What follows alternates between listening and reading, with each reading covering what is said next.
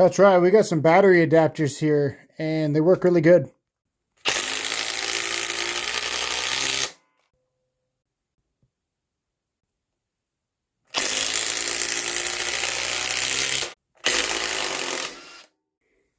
Yeah, so we've got a Makita battery. It has a full charge on it. You can clearly see it's just not as good as the DeWalt or the Milwaukee.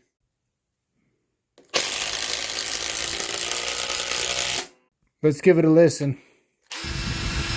This is with the DeWalt power stack. This is the HL Milwaukee. Then you got the Makita.